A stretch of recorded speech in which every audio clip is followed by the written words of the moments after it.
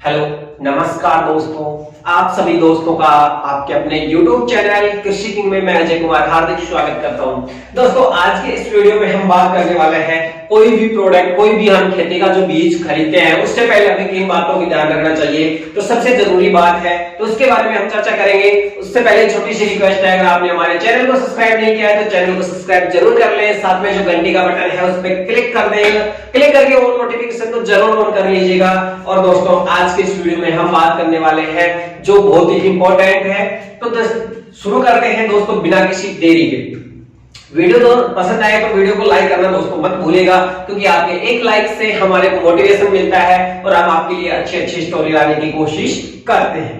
बात करते हैं, हमें कोई भी किसी भी प्रकार की जो फसल है, सब्जी है या किसी भी प्रकार का हमारा जो भोजन के अंदर जो खाने वाले जो अनाज आते हैं उनका हम खरीदते हैं, तो किन बातों का ध्यान करना चाहिए। सबसे पहले जरूरी बात हम बात करेंगे कि सबसे पहले हमें कोई भी अनाज, कोई भी किसी भी प्रकार की चीज जो हमारी फसल है या खेती है, तो उसके लिए हमें जो बीज की आवश्यकता होती है, जो हमें सीड्स की आवश्यकता होती है, उस सीड्स के लिए सबसे जरूरी बात होती है कि आप जो पैकेट खरीद रहे हैं उस पैकेट यानी कि उस कंपनी पे विश्वास कर रहे हैं, तो उस पैकेट के ऊपर उसकी वैलिडिटी, एक्सपायर डेट है या नहीं है, सबसे जरूरी बात होती है। सबसे पहली चीज बात करेंगे हम उसके पैकिंग की तिथि, उसकी जो पैकिंग की जो डेट आती है कि ये कब पैकिंग किया गया और इसका कब टेस्टिंग किया गया। टेस्टिंग की डेट दी होती है कि इसको कब टेस्ट किया गया, कितने तारीख के आसपास इसको टेस्ट किया गया। फिर आती है उसकी पैकिंग की डेट कि इसको कब पैक किया गया है, इसको इस तारीख को पैक किया गया है, ये महीना है, ये डेट है और ये सन है। उसके बाद में आते हैं उसकी एक्सपायरी डेट। अब यहाँ पे दो रीजन बनते हैं। फर्स्ट रीजन क्या बनता है, पहले रीजन में होता है कि आपको एक्सपायरी डेट के अंदर डेट, मंथ और ईयर दिया हुआ होता है। और कुछ जो प्रोडक्ट होते हैं, जो सीड्स होते हैं, कुछ कंपनियां क्या करती हैं, उसके ऊपर लिख देती हैं कि जो एमएफसी डेट है, जो पैकिंग की जो डेट है उसके 3 महीने तक ये वैलिड है, 6 महीने तक वैलिड है या 12 महीने तक वैलिड है। तो आप बात कर रहे हैं, ये इस चीज पे थोड़ा सा गौर जरूर कीजिएगा कि 3, 6 और 12 का जो अवधि है वो आप स्पेशल ध्यान रखनी है। कई बार हम क्या कर देते हैं कि पैकिंग की डेट, हाँ यार 2020 की पैकिंग है, यानी कि पिछले साल की ही पैकिंग है, लेकिन पैकिंग के ऊपर ये नहीं देखते कि वो कौन से महीने की है, यानी कि वो जनवरी माह की हो। अगर सपोज करें वो जनवरी माह 2020 की हो, अगर उसकी पैकिंग की तिथि, पैकिंग के बाद वो 6 महीने तक सही रिजल्ट दे सकती है, उसके बाद में रिजल्ट की गारंटी नहीं है, तो उसको एक्सपायर हुए कितने महीने, 6 महीने हो जाते हैं। तो ये बड़ी सबसे बड़ी हमारी मुश्किल है, हम ध्यान नहीं देते, हम जल्दबाजी कर जाते हैं। कई बार जो हम दुकानदार से लेके आते हैं, कई बार हम ऑनलाइन भी खरीदते हैं, तो ऑनलाइन में भी हमारे पास एक्सपायरी डेट के प्रोडक्ट आ जाते हैं।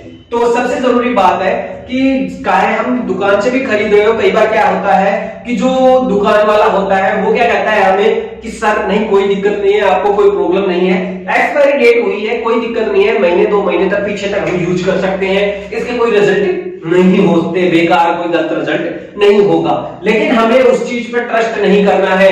क्या पता उसका 2%, 10%, 20% रिजल्ट अगर नेगेटिव आ गया, हमारी फसल पे नुकसान हो गया, तो उसका जिम्मेदार कौन होगा। तो ये सबसे जरूरी बात है दोस्तों।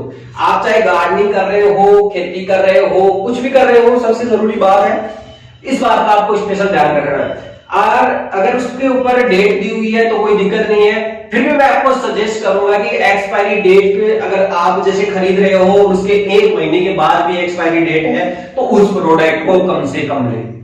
क्यों? क्योंकि उसके जो नेगेटिव जो चांस होते हैं, नेगेटिव जो रिजल्ट होते हैं, उनकी संभावना देने की ज्यादा बनती है बजाय पॉजिटिव के, क्योंकि उसका उसकी एंडिंग आने वाली है और एंडिंग में पता नहीं वो सही 100% रिजल्ट दे पाएगा या नहीं दे पाएगा। आप जानते हैं, हम कोई भी प्रोडक्ट या कोई भी सीड्स खरीद के लेके आते हैं मार्केट से, किसी भी चीज का, चाहे वो अनाज वाली फसल होती है या सब्जी वाली, तो उनका प्राइस बहुत ही ज्यादा होता है। सब्जी की बात करें तो हम 10-10 ग्राम 20-20 ग्राम का पैकेट अगर भी लेते हैं 100 ग्राम 200 ग्राम का, तो 300-400 रुपए से नीचे वो पैकेट नहीं आता है। तो आप सोचो उसमें से अगर 10, 20, 30, 40-50% अगर बीज खराब जाता है तो उसका नुकसान हमारे ऊपर आता है। क्योंकि जब हम दुकान वाले के पास वापस जाते हैं तो दुकान वाला क्या कहता है कि हमारा बीज तो, हमारा जो सीड था, हमारी कंपनी तो अच्छी वैरायटी की थी, हमारा सीड तो अच्छी क्वालिटी का था। वो दूसरे 10 व्यक्तियों के नाम गिनाएगा कि उन व्यक्तियों ने बुआई की उस बीज की, उसको अच्छा उत्पादन हुआ है, तुम्हारे क्यों नहीं हुआ, तुम्हारी जमीन बेकार है, तुम्हारी जमीन में कुछ अनावश्यक तत्व है, फलाना ढिकड़ा कुछ भी कहे, ये उसके बहाने हो जाएंगे। लेकिन सबसे बड़ी बात क्या होती है कि लॉस हमारे को होगा, ना तो लॉस कंपनी लेगी, ना ही लॉस दुकान वाला लेगा, ना ही कोई होलसेलर लेगा, ना ही सरकार लेगी। लॉस लेना पड़ेगा सिर्फ अपने को, सिर्फ खुद को वहन करना पड़ेगा, कोई दूसरा आपके पास उस लॉस को वहन करने के लिए नहीं आएगा। तो सबसे जरूरी बात, क्योंकि आप प्रोडक्ट खरीद रहे हैं, किसी दुकान से खरीद रहे हैं तो आप पैसे दे रहे हैं, फ्री में नहीं ले रहे, और फ्री में कोई देता भी नहीं है। तो आप फ्री में नहीं ले रहे, फ्री में कोई आपको दे नहीं रहा, तो आप अच्छी चीज खरीदो। सबसे जरूरी बात है कि क्योंकि जहां तक हमारी कोशिश हो, हमारे से गलती ना हो, हम अनजान जानबूझ कर भी उस चीज के लिए गलती करें तो ये सबसे बड़ी गलती होगी हमारी। तो मैं आपको एक रिक्वेस्ट करूंगा आप सभी से, किसान भाइयों से, जो मेरे किसान फ्रेंड्स हैं, जो मेरे वीडियो देखते हैं, और वो उन सभी से एक रिक्वेस्ट है, चाहे आप युवा हो, मैं भी एक युवा किसान हूं, और आगे धीरे धीरे मैं आपके साथ में इसको धीरे धीरे किसान को, जो हमारी खेती बाड़ी है, इसको आगे बढ़ाता रहूंगा। इसको बड़े लेवल के साथ कैसे करते हैं वो हर चीज आपके साथ शेयर करता रहूंगा। तो उसके लिए आपका सहयोग चाहिए, आप मेरे साथ बने रहिए। किसी प्रकार की समस्या है, आप और हम मिलकर उसका समाधान करें। तो ये सबसे जरूरी बात है। जो मेरे को नॉलेज है, जो खेती के बारे में हम जो जानते हैं, खेती में हम किस तरह से ग्रोथ कर सकते हैं, किस तरह से जो हमारा नुकसान हो रहा है उसको कम कर सकते हैं, तो ये चीजें मैं आपके साथ शेयर किया करूंगा। तो दोस्तों, वीडियो पसंद आ रहा हो तो वीडियो को जरूर लाइक कीजिएगा। चैनल को सब्सक्राइब नहीं किया तो चैनल को सब्सक्राइब जरूर कर लें, साथ में घंटी का बटन है उस पर क्लिक करके ऑल नोटिफिकेशन जरूर ऑन कर लें। तो दोस्तों, सबसे जरूरी बात है, एक उसकी टेस्टिंग की भी डेट दी होती है, दूसरी है उसकी एमएफसी डेट यानी कि पैकिंग की जो डेट होती है वो, और तीसरी उसकी एक्सपायरी डेट है। ये 3 चीज स्पेशल ध्यान देके खरीदें, क्योंकि प्रोडक्ट ना तो दुकान वाला आपको फ्री में दे रहा है, ना कंपनी आपको फ्री में दे रही है, और ना ही गवर्नमेंट उसके पैसे दे रही है कि आप इस चीज को वो, तो आपको नुकसान होगा तो उसकी भरपाई हम करेंगे।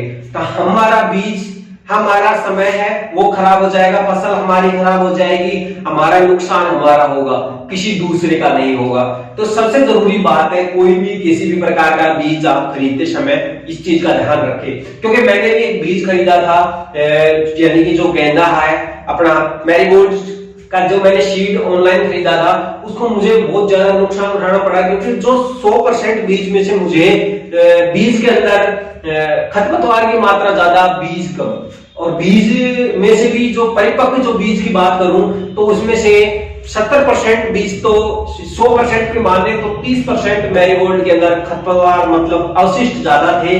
बाकी जो 70% में से बात करें तो 50% जो बीज ही जो यानी कि उग सका, उसकी फसल तैयार हो सकी। तो ये सबसे जरूरी चीज बात है दोस्तों, इसको स्पेशल ध्यान में रखना, क्योंकि एक्सपायरी डेट की चीज ना तो हमें कोई फ्री में देगा, नुकसान हमारा होगा, थोड़ा सा लालच के चक्कर में हम अपनी 6 महीने की मेहनत को गवा देंगे।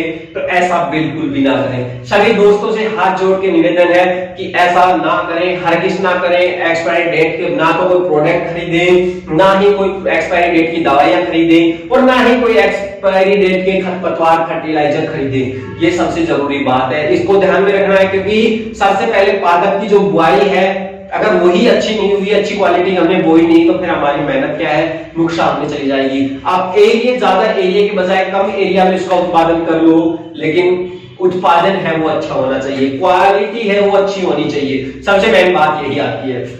तो दोस्तों, आज के इस वीडियो में इतना ही, छोटी सी रिक्वेस्ट है आपसे। वीडियो पसंद आया तो वीडियो को लाइक जरूर कीजिएगा, चैनल को सब्सक्राइब नहीं किया तो चैनल को सब्सक्राइब जरूर कर ले, साथ में बेल आइकन को क्लिक करके ऑल नोटिफिकेशन को जरूर ऑन कर दीजिएगा। अगले वीडियो में हम बात करेंगे कि कई बार बीज उगते नहीं है, हम बीज बो देते हैं, तो उसके कुछ रीजंस होते हैं, उन रीजंस के बारे में हम बात करेंगे। ठीक है दोस्तों, मिलते हैं नए वीडियो के साथ।